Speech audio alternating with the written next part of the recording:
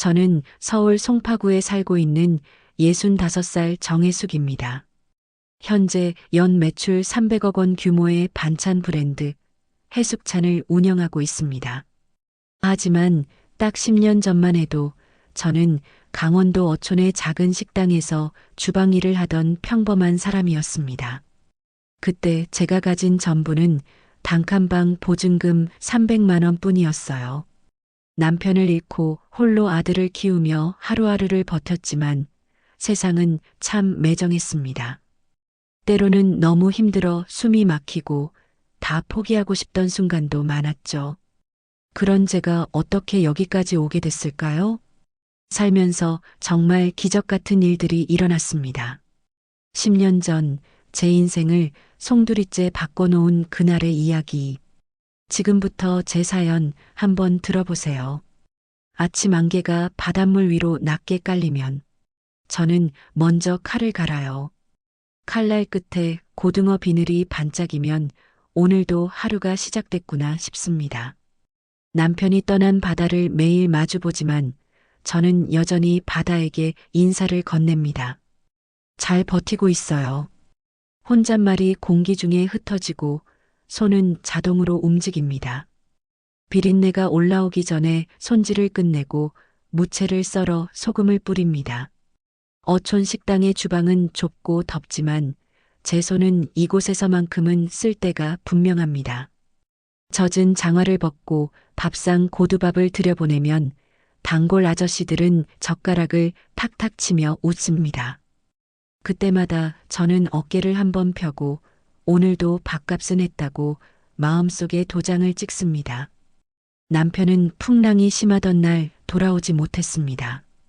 흰 등을 보이며 멀어지던 배가 끝내 점으로 사라지던 날 저는 아이의 손을 더 꽉 잡았습니다. 아들의 이름을 부르며 울음이 터져 나왔지만 그날 이후로는 웬만하면 울지 않으려 했습니다. 울면 손이 느려지고 손이 느려지면 먹고 살기가 어려워졌거든요. 아이는 자라서 서울로 올라갔습니다. 저는 그 뒤로 매일 저녁 휴대폰을 확인했습니다. 처음에는 안부가 오고 다음에는 한숨이 오고 어느 날부턴가는 아무것도 오지 않았습니다. 괜찮으면 연락 좀 해라. 문자를 적었다 지우기를 반복하는 동안 화면은 검은 거울처럼 제 얼굴만 비쳤습니다. 단칸방은 바다에서 조금 떨어진 골목 끝에 있습니다. 겨울이면 바람이 문틈으로 들어와 이불 속까지 얼음을 깔아놓곤 합니다. 그 집에선 불만 잘 때면 따뜻했습니다. 그날은 집주인 할머니가 봉투 하나를 내밀었습니다. 하얀 종이 위에 검은 글씨가 딱딱하게 서 있었습니다. 상가 건물을 올릴 예정이니 2달 안으로 비워달라는 내용이었습니다. 할머니는 미안하다고 했습니다. 저는 고개를 끄덕였습니다. 사람이 늙으면 잠이 줄고 미안함이 늘어나는구나 싶었습니다. 집으로 돌아와 이불을 털며 생각했습니다. 이불은 털수록 먼지가 나지만 삶은 털수록 비어 보였습니다. 그날부터 저는 주방보다 방을 먼저 정리했습니다. 아이가 초등학교 때 그린 바다 그림, 남편이 사다 준 보랏빛 앞치마, 빛바랜 가족 사진이 한 상자에 들어갔습니다. 상자를 테이프로 봉하고 나니 제 마음도 같이 봉해지는 것 같았습니다. 밤마다 파도 소리는 여전했지만 그 소리가 더 이상 집을 지켜주진 않았습니다. 식당 사장님은 방을 구해보겠다고 했습니다. 하지만 문제는 보증금이었고 보증금은 제 주머니에 없었습니다. 없는 것을 찾다 보니 결국 있는 것만 보였습니다. 제 손, 그리고 칼, 냄비, 불. 그게 전부였습니다. 퇴근길에 집주인 할머니가 저를 부르더니 마당 의자에 앉히셨습니다.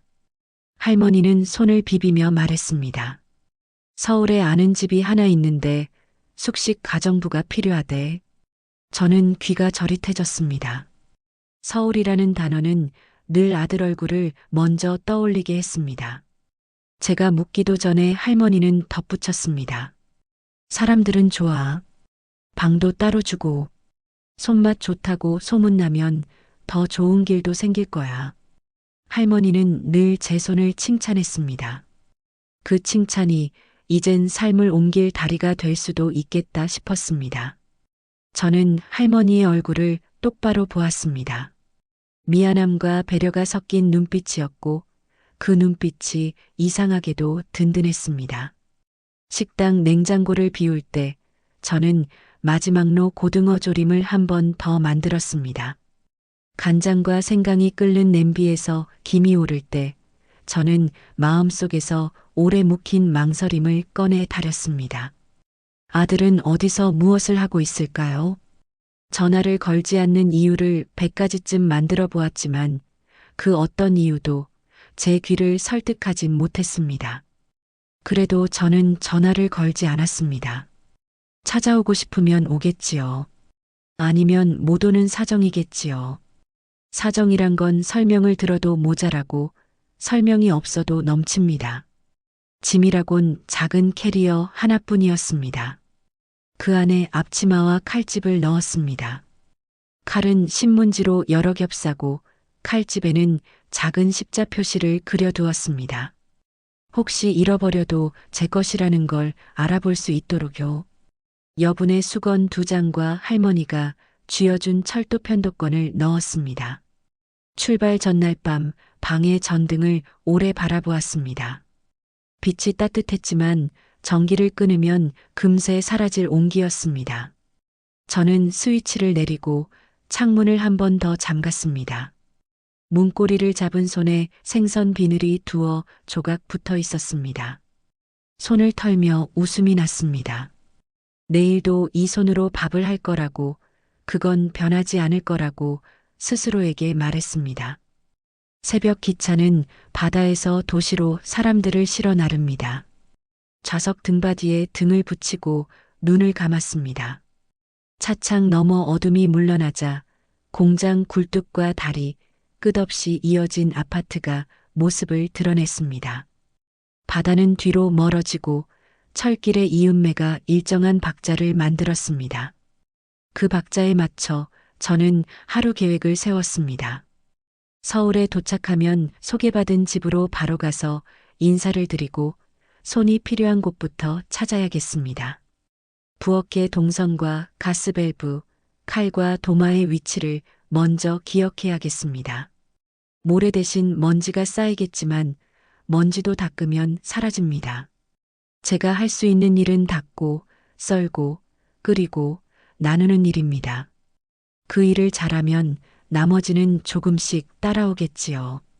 플랫폼에 내리니 사람들의 발걸음이 물결처럼 출렁였습니다. 저는 캐리어 손잡이를 더 세게 쥐었습니다. 눈앞으로 불빛이 길게 펼쳐졌습니다. 숨을 깊게 들이마시니 바다의 소금기 대신 도시의 매연이 목을 스쳤습니다. 괜찮습니다. 맛을 내는 건 공기가 아니라 불과 시간과 손의 리듬입니다. 저는 휴대폰에 저장된 주소를 확인하고 버스 정류장으로 걸음을 옮겼습니다.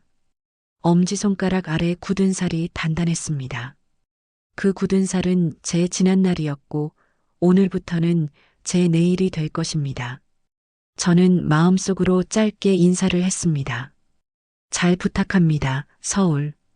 잘 부탁합니다, 내 손. 서울의 공기는 차가웠습니다.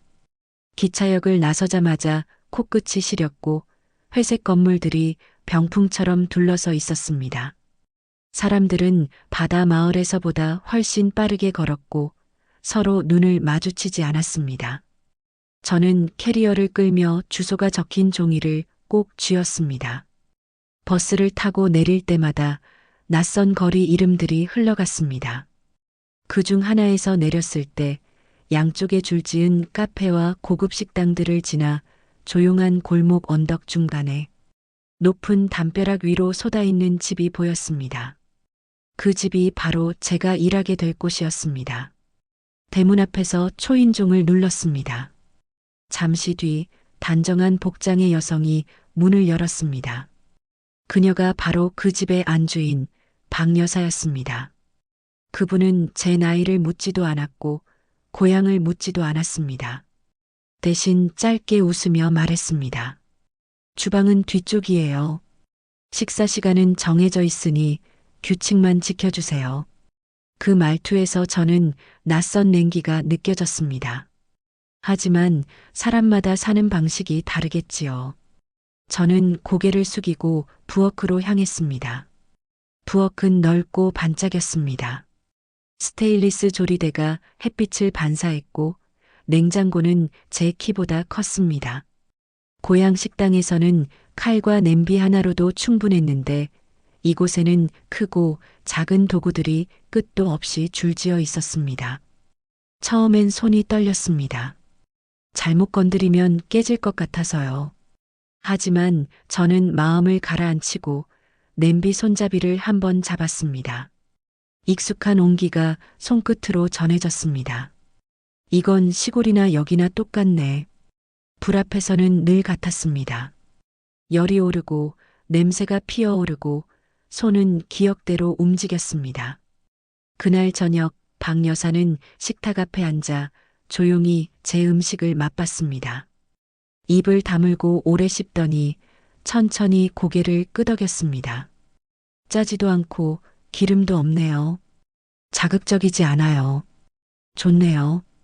그 말이 칭찬인지 단순한 평가인지 몰랐지만 저는 그날 밤 안심하고 잠들었습니다. 방은 작았지만 창이 있었고 창문 너머엔 가로등 불빛이 있었습니다. 그 불빛은 바다의 등대처럼 낯설지만 든든했습니다. 그 집에는 부부와 초등학생 아들이 살고 있었습니다. 남편은 회사를 운영했고 아들은 영어 학원을 3군데 다녔습니다. 저는 하루 세끼를 준비하고 청소를 하고 빨래를 개고 장을 봤습니다. 손이 놀지 않으면 마음이 편했습니다. 일은 많았지만 바다에서의 겨울보다 훨씬 따뜻했습니다. 특히 아침마다 들리는 커피 향은 새로운 세상 냄새 같았습니다. 시간이 흐르면서 그 집 식탁은 조금씩 달라졌습니다. 처음엔 단순히 국과 반찬 몇 가지를 준비했는데 나중엔 손님이 오는 날마다 특별 요리를 부탁받았습니다. 손님들은 식탁 앞에서 이 집 가정부 손맛이 예술이네요라며 웃었습니다. 그럴 때마다 박 여사는 기분 좋게 웃었고 저에게 눈짓을 보냈습니다. 그 눈빛에는 잘했어요라는 말이 담겨 있었습니다. 저는 그 눈빛을 보는 게 좋았습니다. 3년이 그렇게 흘렀습니다. 월급은 차곡차곡 모였고 손도 더 단단해졌습니다. 어느 날 박 여사가 갑자기 제게 물었습니다. 혜숙 씨, 나가서 가게 해볼 생각 없어요? 저는 놀라서 그녀를 바라봤습니다. 그녀는 제 음식을 포장해 이웃들에게 나누어 주곤 했는데 사람들이 다 맛있다고 했다며 말했습니다. 진짜예요. 손님들이 다 반찬 좀 팔면 좋겠다고 그래요. 그 말이 농담처럼 들렸지만 그날 밤 저는 잠을 설쳤습니다. 손으로 벌어온 돈이 적지 않게 쌓였고 이제 뭔가 해볼 만하다는 생각이 들었습니다. 다음 주부터 박 여사는 직접 부동산을 알아봐 주었습니다. 그녀가 소개해준 골목길에 작은 점포 하나가 있었습니다. 신식 건물이었지만 냉장 쇼케이스에는 먼지가 쌓여 있었습니다. 하지만 그 자리를 보자마자 이상하게 가슴이 뛰었습니다. 이곳이라면 내 손으로 다시 불을 켤 수 있겠다는 느낌이 들었습니다. 그날 계약서를 쓸 때 제 손이 약간 떨렸습니다. 종이에 도장을 찍는 그 순간 제 인생의 냄비에 다시 불이 켜진 듯 했습니다. 서울에 올라온 지 딱 3년이 되던 날 저는 그 집의 문을 나왔습니다. 박 여사는 조용히 봉투 하나를 내밀었습니다. 정말 손맛이 우리 가족만 알기에는 아까워서 보내드리는 거예요. 이건 조금 보태요. 혜숙 씨 음식엔 사람 마음이 있어요. 그런 음식은 오래가요. 저는 아무 말도 못했습니다. 그저 고개를 숙이고 봉투를 두 손으로 받았습니다. 버스 창밖으로 멀어지는 그 집을 바라보며 처음으로 서울이 따뜻하게 느껴졌습니다. 그리고 마음속으로 다짐했습니다. 이제부터는 남의 밥상이 아니라 내 밥상을 차리겠다고요. 새벽 공기가 매캐했습니다. 가게 문을 열자 방치된 공간의 냄새가 밀려왔습니다. 먼지 쌓인 환풍기와 냉장 쇼케이스, 그리고 벽에 남은 테이프 자국까지 모든 것이 오랫동안 비어있던 느낌이었습니다. 하지만 그 모든 게 제게는 반가웠습니다. 이제 이 부엌은 제 부엌이니까요. 손끝이 근질거렸습니다. 청소부터 시작했습니다. 바닥을 닦고 벽을 문지르고 프라이팬을 문질러 반짝이게 했습니다. 손바닥에 물집이 잡혔지만 그게 오히려 살아있다는 증거처럼 느껴졌습니다. 첫날 장사는 소박했습니다. 반찬통 몇 개의 불고기, 오징어 볶음, 시금치 무침, 제철나물, 그리고 김치 한 통. 간판엔 해숙 반찬이라고 썼습니다. 손님이 올까 싶었지만 오후쯤 동네 아주머니 한 분이 들어왔습니다. 박 여사님 소개로 왔어요. 그 말 한마디에 가슴이 따뜻해졌습니다. 그 아주머니는 반찬을 사가며 말했습니다. 이 손맛 진짜 오랜만이네요. 그날 밤 매출은 크지 않았지만 마음은 꽉 찼습니다. 불을 끄기 전 조리대에 손을 얹고 속삭였습니다. 잘 될 거예요. 이틀 뒤 그 아주머니가 친구를 데리고 왔습니다. 그 친구는 또 다른 손님을 불러왔고 일주일 뒤엔 예약 전화가 걸려오기 시작했습니다. 점심 도시락도 되나요? 반찬 배달도 가능해요? 저는 정신없이 손을 놀렸습니다. 칼질 소리가 리듬처럼 울렸고 냄비에서는 김이 끓어올랐습니다. 도시락을 싸서 배달을 나가면 골목마다 다른 냄새가 섞였습니다. 빵 냄새, 향수 냄새, 그리고 제 반찬 냄새. 그 냄새가 서울의 한가운데서 퍼져나가는 걸 느꼈습니다. 한 달쯤 지나자 방송국에서 전화가 왔습니다.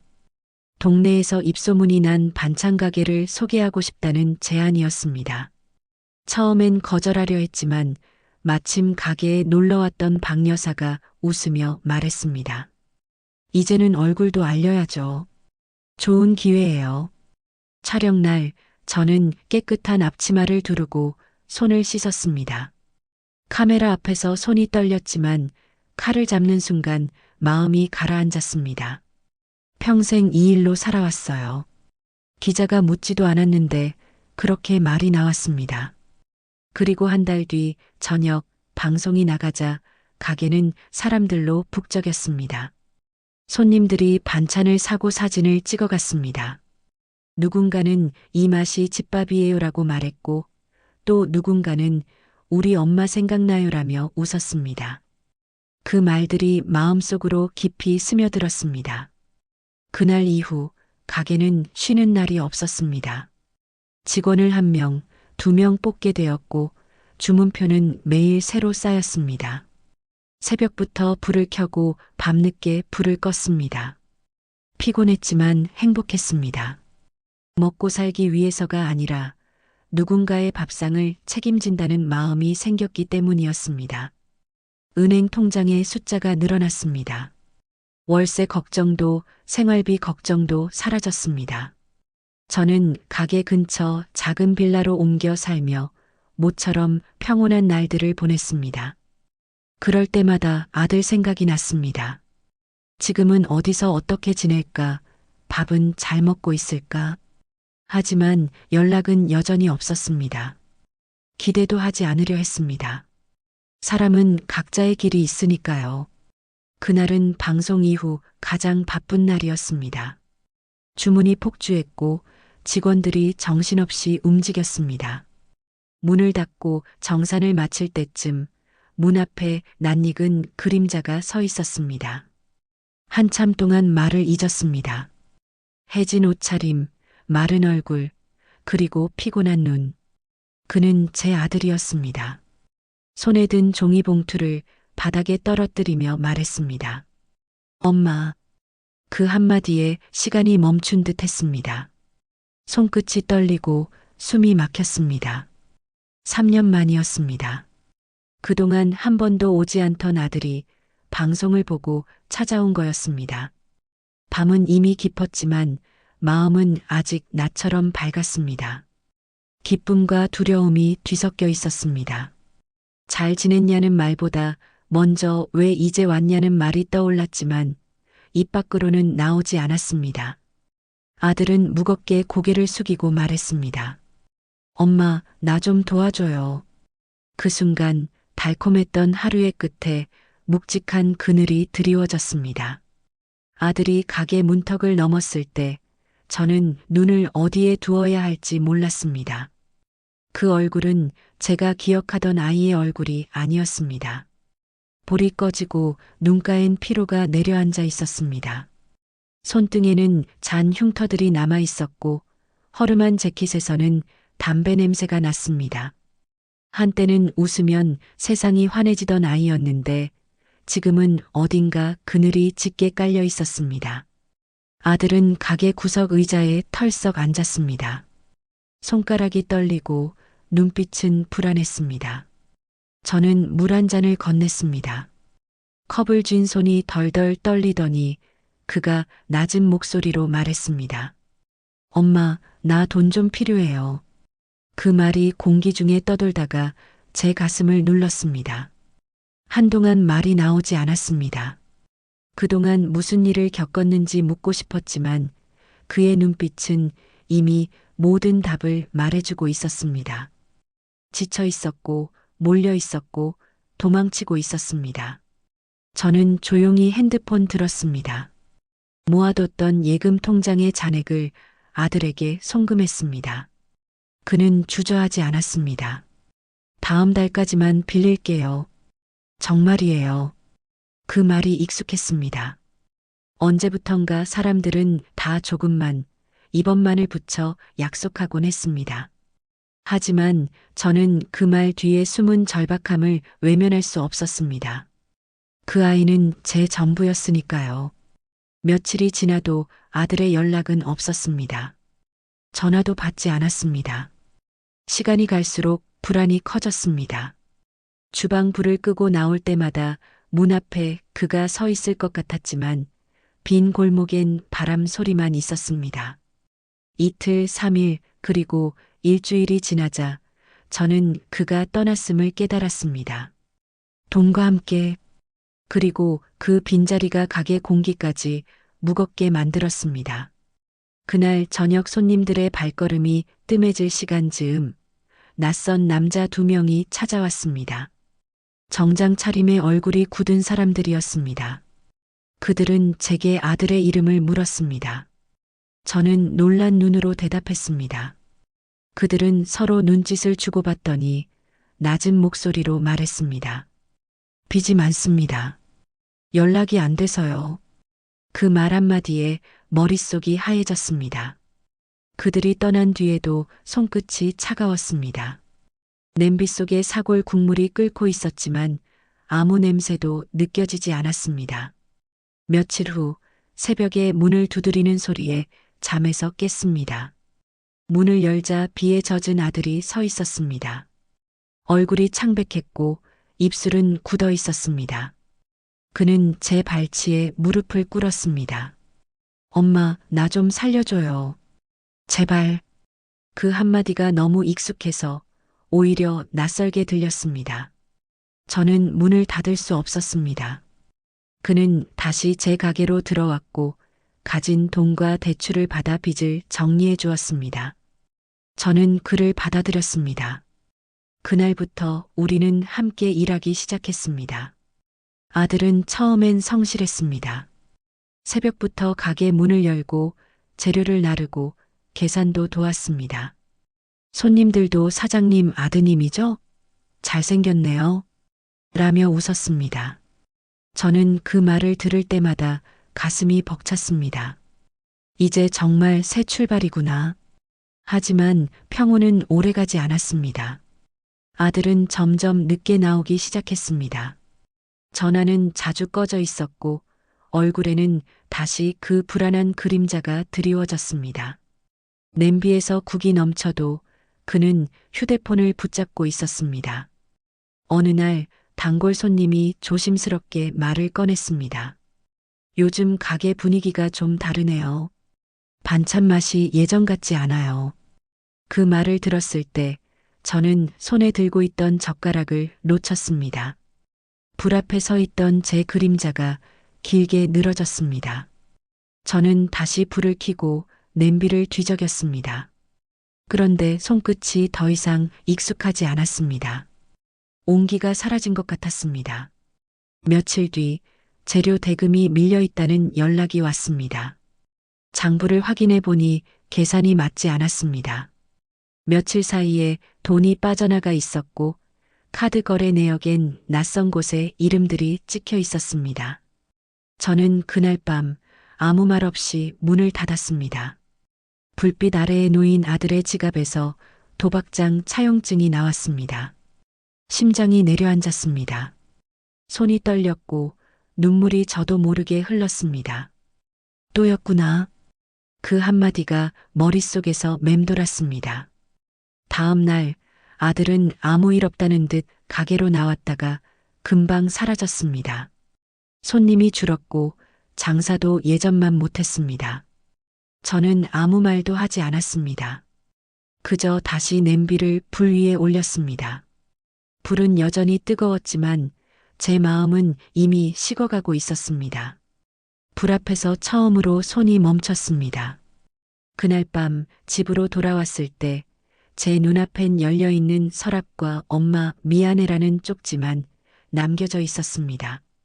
그리고 그 옆엔 아무리 닦아도 지워지지 않는 희미한 슬픔의 얼룩이 남아 있었습니다. 그날은 유난히 비가 많이 내렸습니다.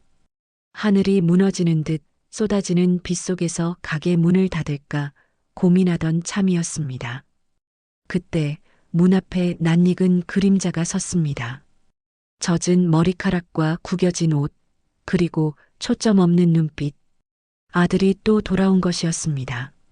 그는 말없이 문턱에 서 있었습니다. 제가 무슨 말을 하기도 전에 그는 주저앉으며 고개를 숙였습니다. 엄마, 이번엔 진짜 마지막이에요. 나한테 한 번만 더 기회를 주세요. 그 말은 이미 수없이 들은 문장이었습니다. 하지만 이번엔 목소리가 달랐습니다. 힘이 빠져 있었고 눈가에 진심처럼 보이는 눈물이 맺혀 있었습니다. 저는 그 눈물을 믿었습니다. 사람은 결국 사랑하는 이의 변화를 믿고 싶어 하는 법이니까요. 저는 아들을 다시 가게로 들였습니다. 함께 장을 보고 재료를 손질하고 반찬을 담았습니다. 처음 며칠은 괜찮았습니다. 그는 아침 일찍 나와 주방 불을 켰고 손님이 오면 인사를 했습니다. 제가 피곤할 땐 커피를 타주기도 했습니다. 그의 그런 모습을 보며 이제 진짜 달라졌구나 생각했습니다. 하지만 그것도 잠시뿐이었습니다. 일주일쯤 지나자 그는 다시 예전의 그림자를 보이기 시작했습니다. 전화는 늘 통화 중이었고 저녁이면 사라졌습니다. 납품만 다녀올게요. 그 말을 남기고 나간 뒤 그는 자정이 지나서야 돌아왔습니다.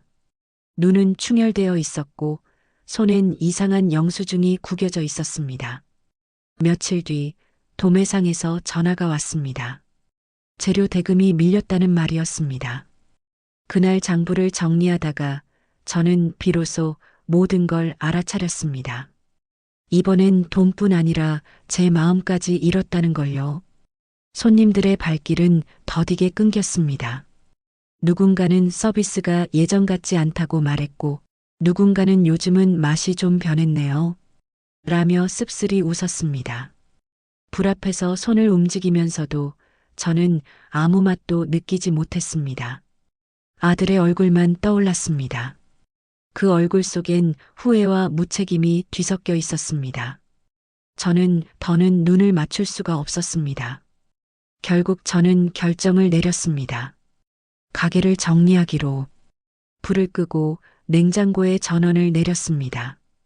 이 손으로 지켜온 공간이었지만 이제는 그 불이 제 마음을 태우고 있었습니다. 아들은 아무 말 없이 제 옆에서 앉아 있었습니다. 엄마, 미안해요. 그의 목소리는 바람처럼 희미했습니다. 저는 고개를 들지 않았습니다. 그저 두 손을 무릎 위에 올려놓고 불 꺼진 가게를 바라봤습니다. 며칠 후 낯선 번호로 전화가 걸려왔습니다. 혹시 해숙 사장님 맞으시죠? 목소리는 낮고 단단했습니다. 그는 박 여사님 소개로 제 반찬을 몇 년째 시켜 먹던 단골 손님이라고 했습니다. 가게 문을 닫으셨다길래요. 혹시 만나 뵐 수 있을까요?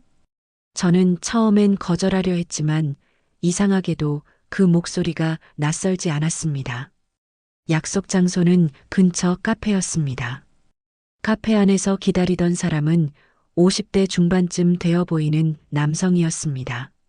정갈한 차림, 짙은 눈썹, 그리고 낯익은 미소. 그는 제게 손을 내밀었습니다. 저 이태식이라고 합니다. 해숙찬 단골이에요. 그는 제 이야기를 다 알고 있었습니다. 아들이 힘들다는 소문까지도요. 그리고는 조용히 한마디를 건넸습니다. 제가 투자하겠습니다. 반찬 가게를 브랜드로 키워봅시다. 저는 믿기지 않았습니다. 제가요?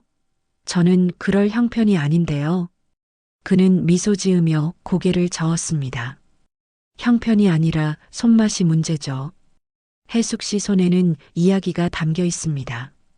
그 말에 가슴이 뜨거워졌습니다. 그는 한 장의 계약서를 꺼내며 덧붙였습니다. 단 한 가지 조건이 있습니다.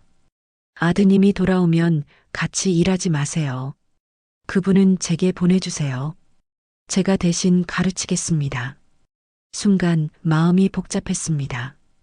그 조건이 아들을 포기하라는 말처럼 들렸습니다. 하지만 저는 이미 아들에게 모든 걸 쏟아부었습니다. 남은 건 제 이름 하나뿐이었습니다. 그래서 저는 고개를 끄덕였습니다. 그렇게 하겠습니다. 그날 밤 집으로 돌아와 불을 켰습니다. 테이블 위에 계약서를 펼쳐놓고 오래 바라봤습니다. 눈앞이 아득했지만 어쩐지 이번엔 두렵지 않았습니다. 이건 나를 위한 마지막 기회구나. 그 사실이 분명해지자 손끝이 다시 뜨거워졌습니다. 이제 다시 불을 켤 때였습니다. 새벽 공기는 싸늘했지만 제 마음은 이상하게 뜨거웠습니다. 계약서를 체결한 지 일주일 뒤 저는 이태식 대표와 함께 새 매장을 둘러봤습니다. 반찬 가게였던 공간보다 몇 배는 넓었고 천장 아래로 커다란 모니터가 몇 개나 걸려 있었습니다.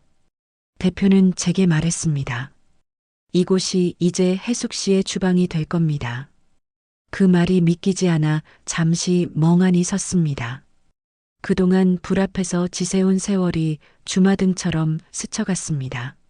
무너지고 버티고 다시 일어났던 그 모든 시간들이 불빛 속에서 아른거렸습니다. 가게 이름은 해숙찬으로 정했습니다. 그 이름에는 제 모든 인생이 담겨 있었습니다. 태식 대표는 사업의 방향을 구체적으로 잡아갔고 저는 주방을 책임졌습니다.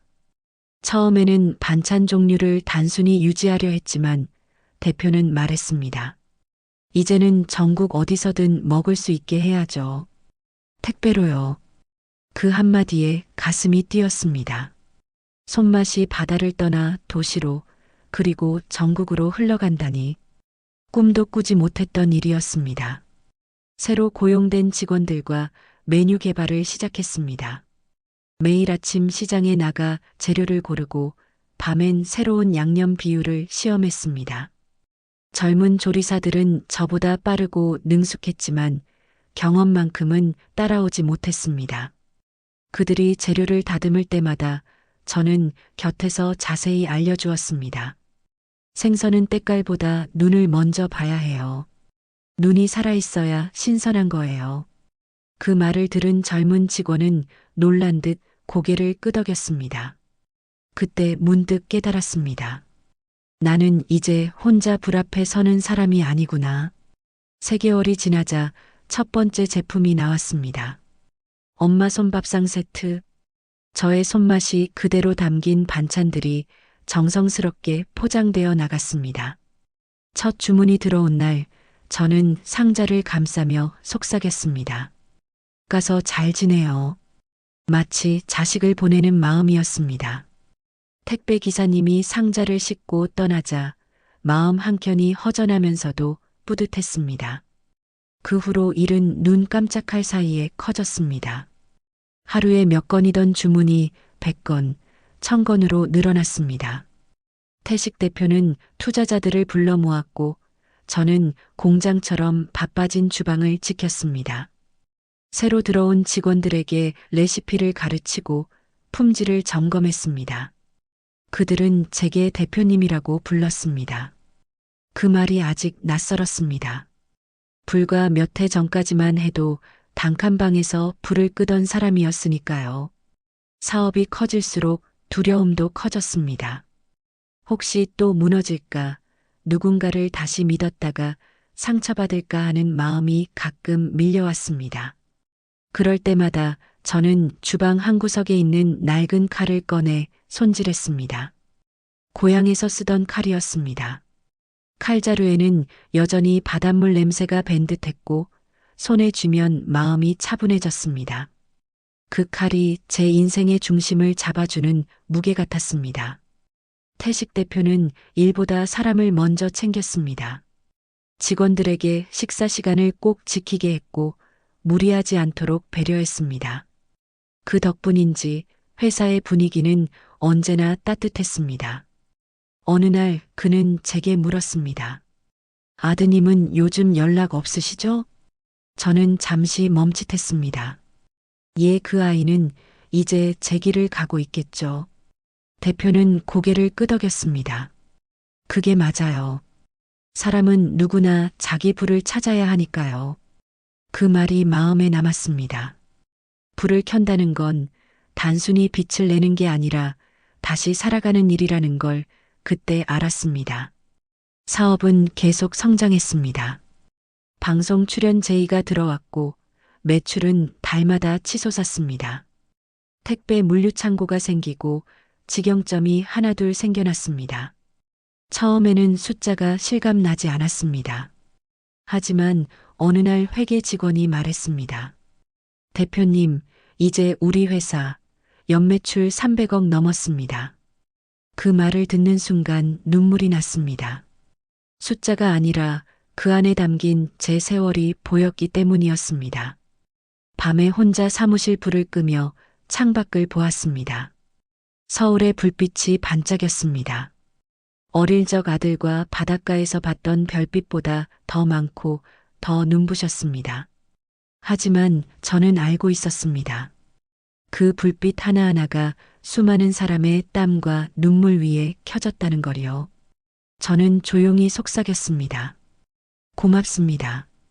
이번엔 끝까지 버텨볼게요. 그리고 다시 제 인생의 불을 더 크게 키웠습니다. 봄이었습니다. 벚꽃이 흐드러지게 피어난 거리마다 사람들이 웃으며 걸어 다녔습니다. 그날은 해숙찬 백호점 오픈식이 있는 날이었습니다.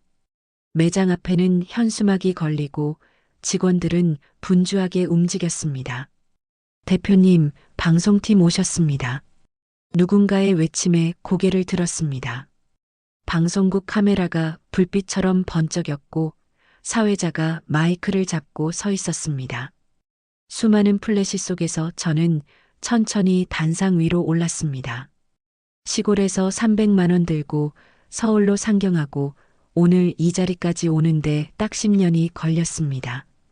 목소리가 약간 떨렸습니다.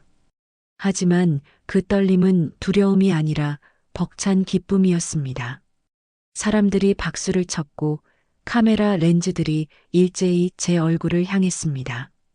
불빛이 눈부셔서 잠시 눈을 감았습니다. 그동안의 세월이 주마등처럼 스쳐갔습니다.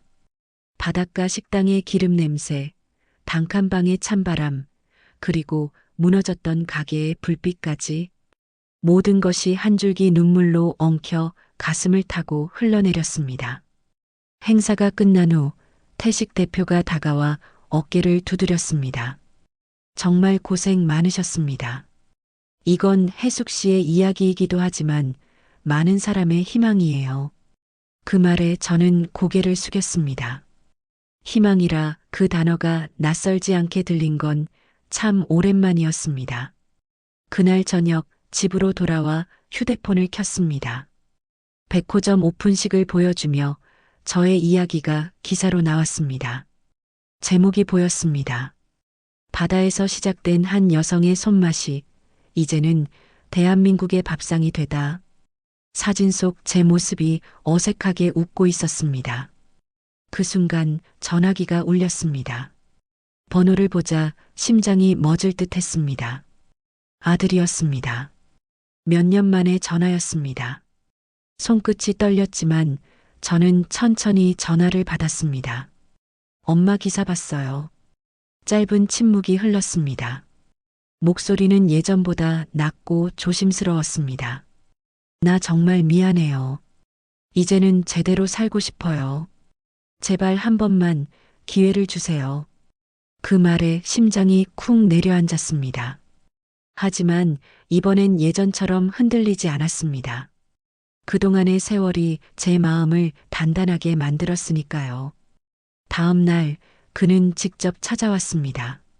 말끔한 셔츠를 입고 머리를 단정히 빗은 모습이었습니다. 예전과 달리 눈빛이 맑았습니다. 그는 머뭇거리며 봉투를 내밀었습니다. 이건 갚을 수 있는 만큼 조금씩 모은 돈이에요. 다 돌려드릴 순 없지만 시작이라도 해보려고요. 그 말에 눈물이 핑 돌았습니다. 그의 손등에는 예전의 상처 대신 얇은 굳은 살이 박혀 있었습니다. 그건 노동의 흔적이었고 변화의 증거였습니다. 저는 조용히 말했다. 너한텐 다시 기회를 주지 않을 거야. 그의 얼굴이 굳었습니다. 대신 내가 내게 줄 게 있어. 지갑에서 이태식 대표의 명함을 꺼내 그의 손에 쥐어주었습니다. 지푸라기라도 잡고 싶다면 이 사람을 찾아가. 거기서 일을 배우고 내 손으로 내 밥을 지어 먹어. 그게 진짜 사는 거야. 그는 아무 말 없이 고개를 숙였습니다. 손끝이 떨렸지만 눈빛은 단단했습니다. 그날 이후 아들은 대표님 밑에서 수행비서로 일하기 시작했습니다. 하루에도 몇 번씩 혼나고 밤늦게까지 야근을 했다고 들었습니다. 하지만 도박은 완전히 끊었고 일을 배우며 서서히 변해갔습니다. 그가 보내온 첫 월급 봉투에는 짧은 쪽지가 들어 있었습니다. 엄마, 이제 제 손으로 끓인 국이 조금은 맛있어요. 그 문장을 보는 순간 세상이 잠시 멈춘 듯 했습니다. 저는 봉투를 꼭 쥐고 조용히 눈을 감았습니다. 몇 달 뒤 아들은 더 이상 문제 많은 아들이 아니었습니다. 그는 회사 사람들에게 성실한 직원으로 인정받았고 대표님은 제게 웃으며 말했습니다. 이제 아드님도 제법 사람 구실합니다. 그 말을 듣고 나니 마음 한구석이 따뜻해졌습니다.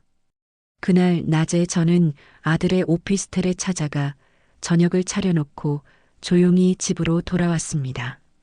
사람은 결국 변할 수 있는 존재라는 걸 저는 너무 늦게야 배웠습니다. 저녁 무렵 가게 불을 끄며 창밖을 보았습니다. 해가 지고 노을이 물들었습니다. 저는 혼잣말처럼 중얼거렸습니다. 사는 게 이렇게도 바뀔 수 있구나. 바닷가에서 시작된 제 인생이 서울의 빛 속에서 이렇게 끝날 줄은 몰랐습니다. 불이 꺼진 주방은 조용했지만 제 마음속 불은 여전히 따뜻하게 타오르고 있었습니다. 그리고 그 불빛은 이제 제 아들에게도 옮겨붙어 그의 인생을 비추기 시작했습니다. 가을이 깊어갈 무렵이었습니다. 공기가 차가워졌지만 제 마음은 오히려 평화로웠습니다. 1호점 매장 창가에는 단풍잎이 흩날리고 손님들은 김치와 장아찌를 사며 웃었습니다. 예전 같으면 하루 매출을 걱정했겠지만 이제는 그저 하루의 온도를 느끼며 살았습니다. 이제 해숙차는 제 인생의 한 장이 아니라 제 인생 자체가 되어 있었습니다. 요즘은 방송 출연 요청이 부쩍 많아졌습니다. 이번엔 요리 프로그램에서 국민 손맛 특집을 한다며 출연 제안을 해왔습니다. 처음엔 사양하려 했습니다. 이제는 조용히 살고 싶었거든요. 하지만 태식 대표가 웃으며 말했습니다. 이제는 숨지 마세요. 해숙 씨 이야기가 누군가의 힘이 될 수도 있어요. 그 말이 이상하게 마음을 울렸습니다. 그래서 저는 출연을 결정했습니다. 촬영 당일 방송국의 불빛은 유난히 밝았습니다.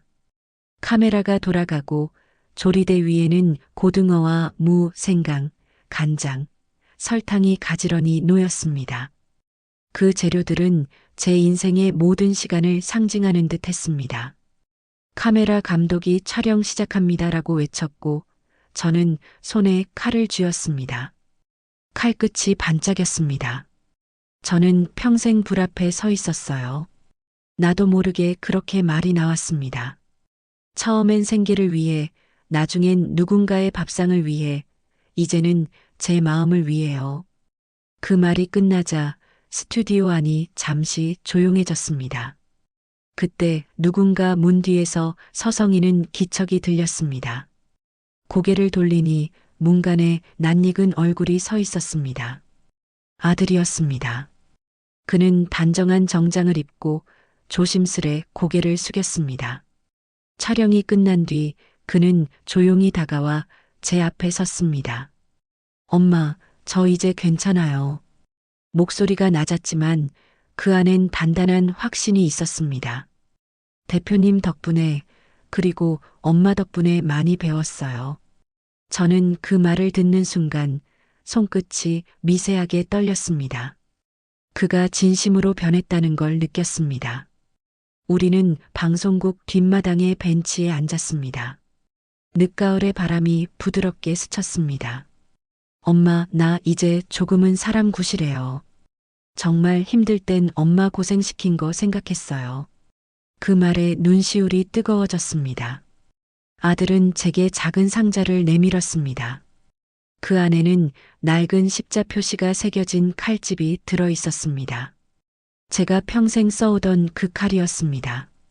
엄마 밥 해주고 가신 날 이거 두고 가셨어요. 엄마한테 중요한 거니까 다시 드리러 왔어요. 저는 그 칼을 꺼내 손에 쥐었습니다. 손끝이 따뜻했습니다. 세월이 흘러도 이 손만은 여전히 불을 품고 있었습니다. 해가 지고 서울의 불빛이 하나둘 켜졌습니다. 도로 위의 차들이 반짝이며 흘러갔고 가게의 간판에도 해숙찬의 불이 밝혀졌습니다. 그 불빛을 바라보며 저는 조용히 미소를 지었습니다. 그 옆에서 아들이 말했습니다. 엄마 건강 생각하셔서 주방 일은 그만하시고 쉬면서 관리만 하세요. 저는 고개를 저었습니다. 아니다. 누군가의 밥 한 끼를 내 손으로 만들어야 내가 아직 살아있는 거야. 밤이 깊었습니다. 도시의 불빛이 하늘 위 별처럼 흩어졌습니다. 창가에 앉아 커피를 한 모금 마셨습니다. 그리고 스스로에게 속삭였습니다. 사는 게 힘겨워도 결국 불은 다시 켜지는 법이야. 그 말이 내 입술에서 나오는 순간 제 마음속에서도 따뜻한 불이 켜졌습니다. 그 불은 더 이상 생계의 불도 복수의 불도 아니었습니다. 그건 삶의 불빛이었습니다. 한때는 꺼질 듯 흔들리던 작은 불꽃이 이제는 내 아들과 함께 세상을 밝히고 있었습니다. 꺼졌던 불이 다시 켜지듯 우리의 인생도 언제든 다시 시작될 수 있습니다. 오늘 이야기가 마음에 남았다면 구독과 좋아요로 함께 불을 밝혀주세요. 당신의 이야기가 힘이 되는 곳, 여기는 사연마당입니다. 오늘도 시청해주셔서 감사합니다.